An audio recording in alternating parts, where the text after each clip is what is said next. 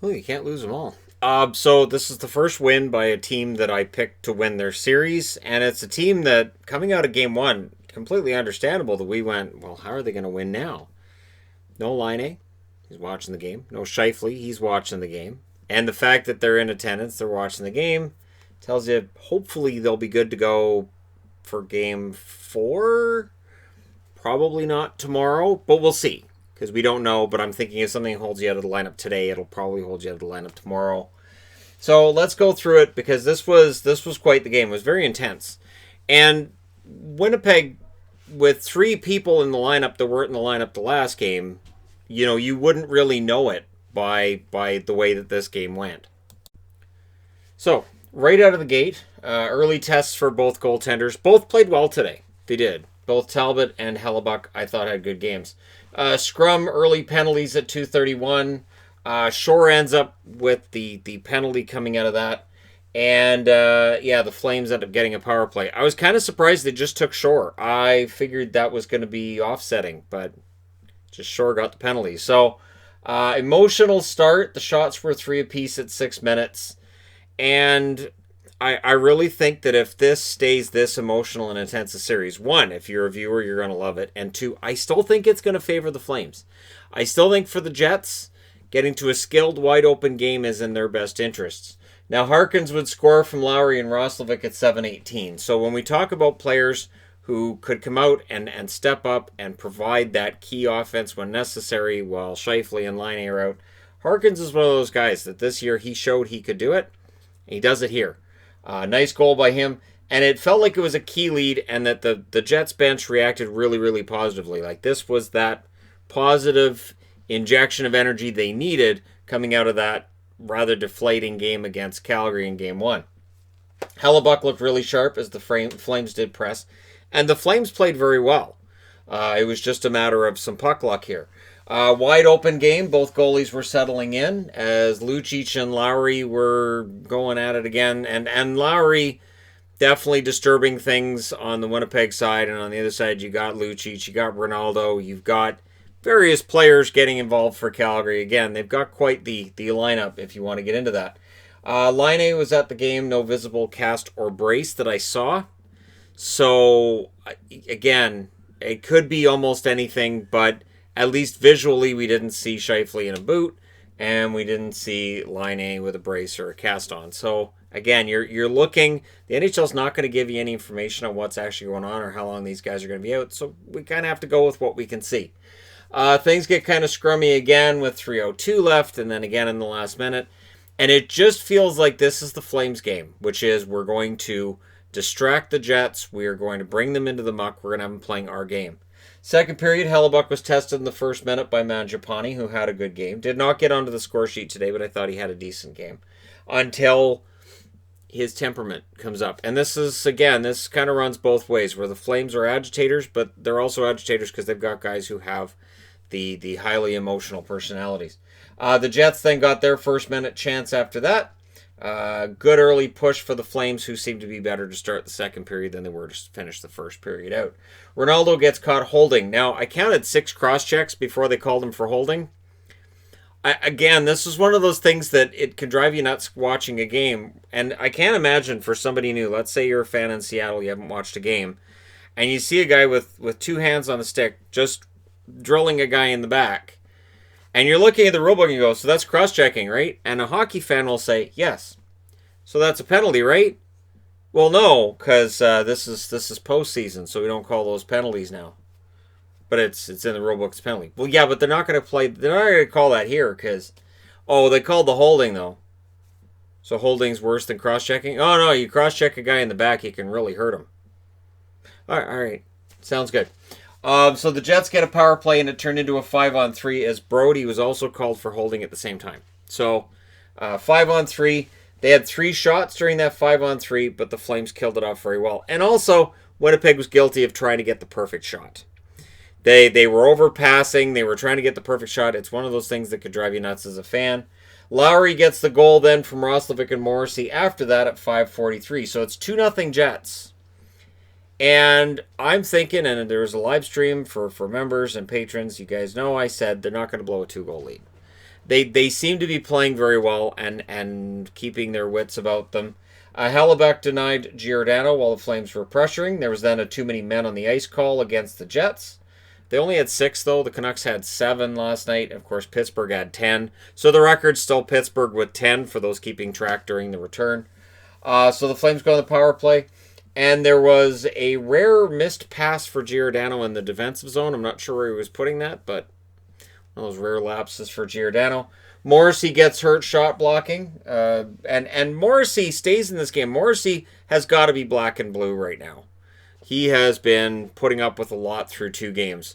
He has taken these 4.5 months off, and he's taken all of that punishment and put it into 4.5 months worth of punishment into 2 games. Lindholm then gets a goal from Nick Ehlers. Nick Ehlers, behind the back. Don't do that in your own zone. Don't. Ehlers just gives it right to him. And that goal at 11:29 for Lindholm, that's what the Flames needed. That was that confidence boost while they were down 2-0. Morrissey then tripped Tkachuk. Flames go to the power play. This is one of those things where Tkachuk is distracting the Jets and causing power plays for his team. He is doing this very well. And I don't know if Tkachuk's going to survive the series from the amount of falls he's been taking, but he's doing his job. Solid Jets penalty kill.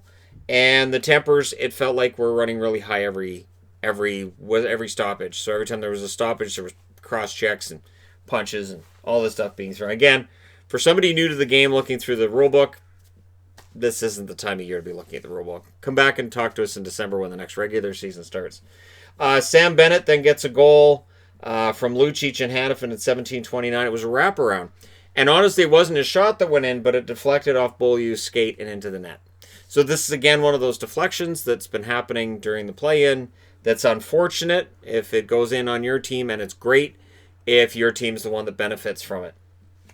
So, last minute, Eakin takes a penalty. Flames go to the power play, and Gustafsson ends up hitting the post. Real loud ping off the post. It is 2-2 after 2, and it feels like the Flames have the momentum, that they have the lion's share of the play in that second half of the period, and this might be curtains for the Jets, is what I was thinking, not wanting to say it because, of course, my wife, it's her favorite team. I don't want to be saying, well, what are you going to do in a week when Jets are out? I may make the joke, but I genuinely don't want to see them go out. Third period, better penalty kill for the Jets in this game, much better than the last game. They were 2 for 4. Were the Flames on their power play, which means the penalty kill was 2 for 4 for the Jets. You can't do that and stay in the playoffs. Talbot denied Connor on a break, but that breakaway also drew a power play for the Jets. So they get a power play. The Jets then had a 3-on-1 that fizzled out. Kyle Connor's never scored a goal against the Flames. He's still never scored a goal against the Flames. It's one of those surprises because Connor's one of my favorite members of the Jets. And there it is. Ehlers then went after Tkachuk and ended up taking a penalty. Honestly, he should have got the interference penalty before that. I don't know what it is exactly with Tkachuk. I don't know if it's them still thinking about what happened to their fallen comrade in Scheifele, but the Jets really going after Tkachuk every time. And I say I don't know if necessarily that's just it, because I know Tkachuk tends to get kind of lippy on the ice, and it's possible he is still needling the Jets beyond that. And he's throwing them off their game. So he draws a power play there. The Jets were definitely letting him get under their skin. Lucic then almost got one, but we get a 3-on-1 the other way for the Jets. The Jets end up getting a power play when Giordano tripped Lowry. And it was a dangerous trip by Giordano. It's one of those things, where the defenseman dives and he's got to swing to knock the puck away from the other player, which is great, except he also cut the legs out from under Lowry, and Lowry crashed into the boards. So Lowry got up, a little bit shaky at the beginning, but he was okay. But it's one of those plays where if you were convinced that Mark Giordano is a dirty player, you jumped off the couch for that play and you went, see, told you. That's what causes people to kind of lose their mind about him. So the Jets are back to the power play. Johnny Gaudreau was then shaken up. He was impacted in the midsection. He stayed in the game, but it's one of those things where you've got to watch that because these players will stay in, But you look going forward and you say, all right, but how effective is he? And is this going to be something that affects him later? Now, you will notice that Johnny Gaudreau is not on the board with a goal and an assist in this game. And I thought the Jets did a very good job of controlling him. I did. I thought they did a very good job of keeping him off the score sheet. 4-on-4 then after the scrum, and this game stayed scrappy. The Jets then I thought were guilty of trying to kill the clock just a little bit too much. And I was like, okay, now killing the clock is different from having puck control and taking over the game. Killing the clock is more of, okay, we'll just dump it out. All right, we're going to get it, we're going to dump it out, shift change.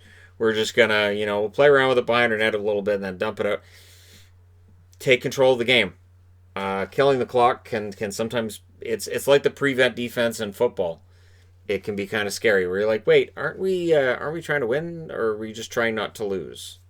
That's the dividing line. Mangiapane then kind of snapped a little bit, so the Jets get a power play with 2:31 left, and I went, all right, so this game's over. I didn't put the score on the board. I didn't put tied 1-1 on the board, but I thought, well, this game's over. So Jets are going to win because they've got a power play, 2.5 minutes left.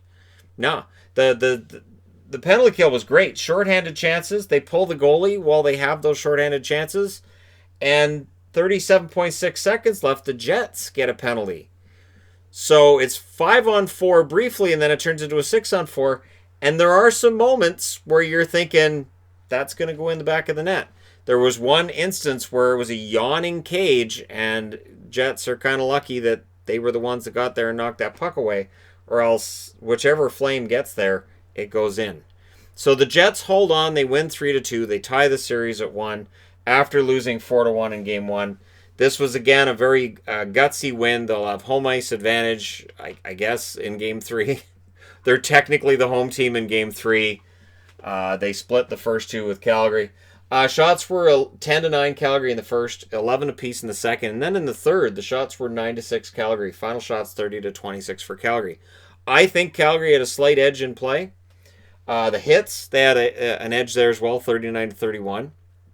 Power plays, Winnipeg was 1 for 6. Calgary went 0 for 6. So you want the big difference between Game 1 and Game 2. Game 2, Calgary couldn't score on the power play. That is your big difference, and Winnipeg did. So for the Flames, they got some stuff to work on. For the Jets, great gutsy performance by a team that was missing some key players. And for Nick Ehlers, he starts out as the guy who kind of hosed him by passing the puck to Lindholm to get the Flames back into it, but he scores the game-winning goal, so no harm, no foul. Let me know your thoughts in the comment section below. As always, don't forget to hit like and subscribe if you're browsing your way through. You just happened upon this video. Thank you guys so much for watching, for all your support. I will talk to you again soon.